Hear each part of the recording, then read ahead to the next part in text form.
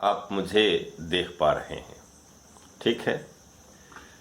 क्या अभी आप मुझे देख पा रहे हैं? नहीं, आप अभी पुस्तक को देख पा रहे हैं।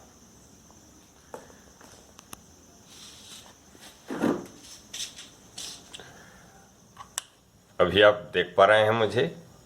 नहीं देख पा रहे हैं।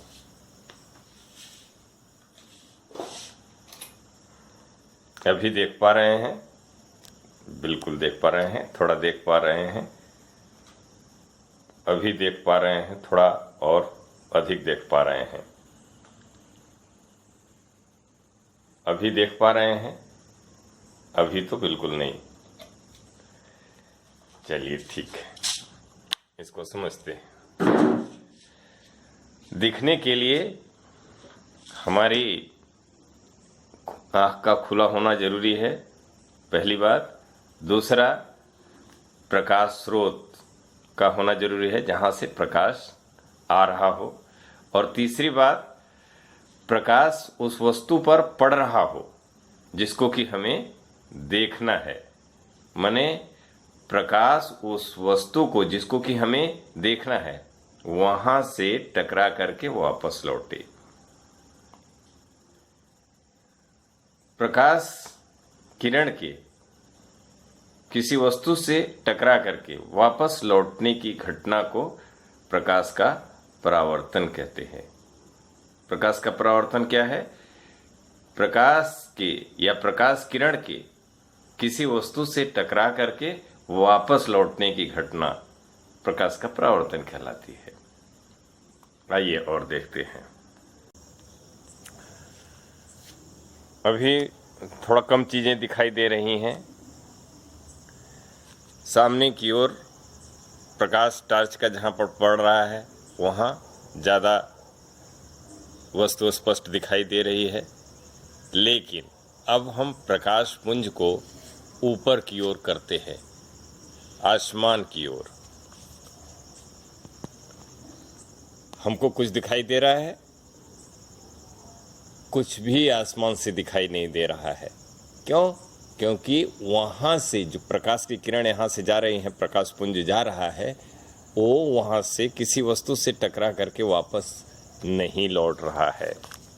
हमारा चित्र इसमें दिखता है और कुछ क्या दिखता है, पानी की तली भी हमको दिखलाई पड़ती है, क्योंकि कुछ प्रकाश की किरणें जो इसके सतह से टकरा करके आती हैं वो तो हमारा प्रतिबिंब दिखाती हैं, लेकिन जो प्रकाश की किरणें नीचे तक जाती हैं वो नीचे की तली को दिखलाती हैं। पानी बाल्टी की जो तली है, पेंदी है, वो उसको भी दिखलाती हैं। हमको इसमें अपना चेहरा तो दिख रहा है, लेकिन वो चाप भी दिख रहा है जो नीचे पड़ा हुआ है। और इस शीशे में क्या है कि इस शीशे के पीछे क्या है हमको नहीं दिख रहा है, केवल इस शीशे पर पड़ने वाली प्रकाश की किरणें भर दिखाई दे रही हैं। इसलिए एक समतल दर्पण में हमारा स्पष्ट चेहरा दिखता है, क्योंकि ये अपने ऊपर पड़ने वाली सभी प्रकाश की किरणों को क्या कर देता है। दिखने के लिए जरूरी है कि वस्तु पर प्रकाश पड़े। जिस वस्तु पर या जितनी वस्तुओं पर प्रकाश पड़ेगा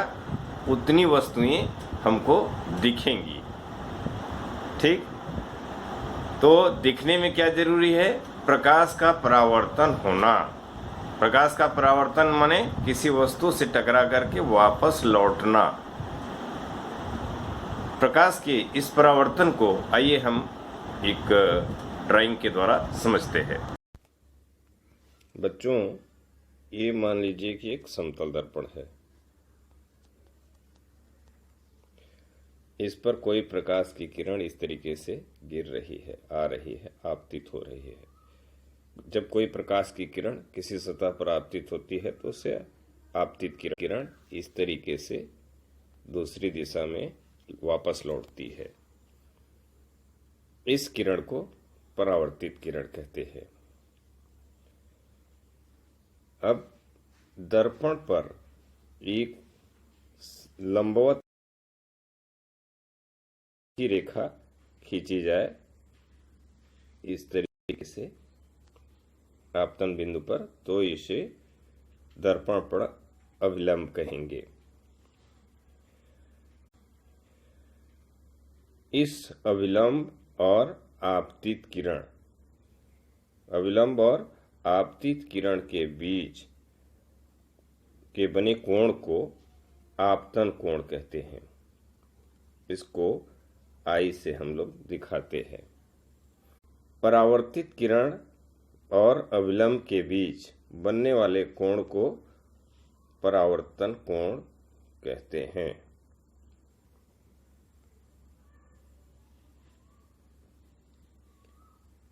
कि आपतन बिंदु पर आपतित किरण, अविलंब और परावर्तित किरण तीनों एक ही तल में होते हैं। इसका दूसरा नियम है कि आपतन कोण सदैव परावर्तन कोण के बराबर होते हैं। आप अभी इस प्रक्रम में झिर्री से निकलती हुई आपतित किरण को देख पा रहे हैं, जो समतल दर्पण से टकराने के पश्चात परावर्तित हो रही है। झिर्री से निकलने वाली आपतित प्रकाश की किरणें दर्पण से परावर्तन के पश्चात उसी तल में वापस लौटती हैं। अगर हम इस कागज को ऊपर नीचे थोड़ा भी करते हैं तो हमको आपतित और परावर्तित किरणें दिखनी बंद हो जाती हैं। यह परावर्तन का पहला नियम है कि आपतित किरणें, परावर्तित किरणें और दर्पण पर अविलंब सभी एक ही तल में होते हैं। अब मैं इस समतल दर्पण को या झिर्री को थोड़ा बहुत घुमाऊंगा। आप देख रहे हैं दर्पण पर गिरने वाली या आपतित होने वाली या पहुंचने वाली आपतित किरण एक निश्चित कोण पर परावर्तित हो रही है। यदि आपतित किरण का कोण, दर्पण पर बनने वाला कोण अगर हम परिवर्तित कर दें तो परावर्तित किरण का भी कोण उसी अनुपात में बदल जाता है। ये परावर्तन का दूसरा नियम है। चेहरा दिख रहा है बाल्टी के पानी में, ठीक है ना? अच्छा देखो, बाल्टी के पानी में आप लोगों का चेहरा थोड़ा थोड़ा दिख रहा है। क्यों दिख रहा है बताएंगे? क्यों दिख रहा है बाल्टी के पानी में? प्रकाश की किरणों को परावर्तित करके हमारे आंखों में भेज रहा है। अभी आप देखते रहिए, ठीक है ना? हाँ, पकड़े इसको। पैर आ रहा है सभी। लाइट आने दे, लाइट आने दे, ठीक है? अब मत खुश ना, मेरा पैर दिखाता है। आप देखते रहे इसको। आप अपना चेहरा देखते रहे पानी में, ठीक है? अब देखिए, दिख रहा है आप चेहरा आपका पानी में? No sir. नहीं दिख रहा है? No sir. क्यों नहीं दिख रहा है? क्यों नहीं दिख रहा है? सर भी दिख रहा है। अभी दिख रहा था। मैंने जैसे ही पत्थर मारा उसमें और पानी से आपका चेहरा दिखना बंद हो गया। बंद हो गया। अभी पानी स्थिर हो गया, इसलिए फिर से आपका चेहरा दिखना शुरू हो गया। सर चौक से क्या हो रहा और है? एक मिनट, वही तो बता रहे हैं बेटा। आपका चेहरा भी दिख रहा है? Yes sir. हाँ, देखते रहिए। और फिर देखिए, अब दिख रहा है? No sir. नहीं दिख रहा है ना? चलिए थोड़ा दूर से लीजिए इसको, ठीक है?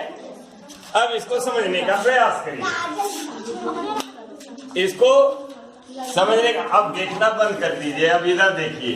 ऐसा इसलिए होता है बेटा कि पानी जब स्थिर रहता है तो उसकी सतह से जो प्रकाश की किरणें परावर्तित होती हैं वो सीधे आपकी आंखों तक आ पाती हैं, ठीक है?